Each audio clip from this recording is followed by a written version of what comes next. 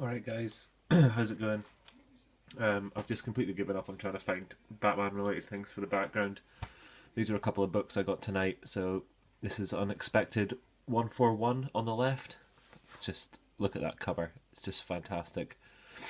And on the right is Superman 167, so that's Silver Age Superman book. I think it's probably the only one I'm ever going to have, and I've already told Mr. Rigg, but I blame him entirely for me getting this. I just had to have something of Superman after watching all his Silver Age videos that he's been doing recently. So there it is, 167. So anyway, that's those. We ended with some Grant Morrison last time, so we're going to continue on with Grant Morrison. This is 667, which would be the start of the Black Glove storyline. 668. This is where it starts getting where Grant Morrison runs really spotty because I've got the trades. 672. I need to force myself to pick these up, but I will get there eventually. 678. This is the R.I.P. now. 680. This is where you get. I think it's Alex Ross does the covers, and then Tony Daniel does the internal art.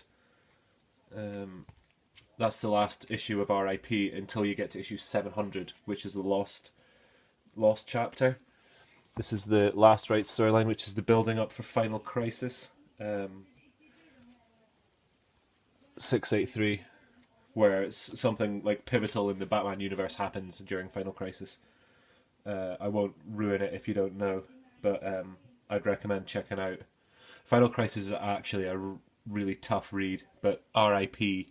and all the Grant Morrison storyline is really, really great. And I'd recommend that over Final Crisis anyway. Oh, like one big thing happens in Final Crisis, and that's all you need to know. Anyway, stop talking about that. Back into some Judd Winnick Batman here. This is 690. 691. Always loved that cover. It's like the Batman of Zur-En-Arrh, but it's not. It's just a weird kind of two-facey. It's weird. Anyway. And this is when they just completely lost their minds and let Tony Daniel actually write Batman instead of just draw it. And then you get issue 700, which I was actually wrong about. It's not the R.I.P. It's the next issue. This is actually now a trade called Time and the Batman. It's a trade paperback all on its own. So instead of buying that, just look for 700. I don't think it's worth a lot of money. So yeah, just check that out.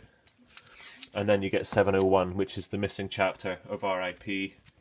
and 702, which is the conclusion of that. And they're both Grant Morrison books as well. And then it's just the beginning of the end of the main title until the New 52. And Tony Daniel, that's Fabian Nicieza, I don't know how to say his name. But then it's Tony Daniel after that, 704, 705, 706, 707, and this is Batman Incorporated's already started, Grant Morrison's own arc. Got some David Hine here. He takes it up to the end, does he? 709, 710. Oh no, Tony Daniel's back. 711, 712, and 713. So yeah, that's it. That is the next Batman book in that line is Batman New 52 number 1. So I've got a little stack of annuals here, but I really don't think my camera battery's gonna survive it, so I think we'll just leave it at that just now. And yeah, these are a couple Warriors I picked up. I really shouldn't be doing this in the Batman stuff, but I'm doing it anyway. There's Warrior number 8 and Warrior number 16, and these have Alan Moore, Steve Dillon. Is Mark Miller in some of these? He might be. Yeah, but yeah, it's Des Skin, who is the editor. Christ, what's his name? Steve Moore.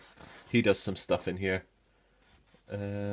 Anyway, we'll leave it with Batman 713, and yeah, we'll see you in Batman 8. Oh, I just wanted to say, Freddy's and the Doom. I am planning on doing your contest. I'm just really dragging my feet, so I apologise for that. And yeah, we'll get that one out soon, hopefully. Anyway, guys, thanks very much, and we'll see everyone in the next one. Cheers.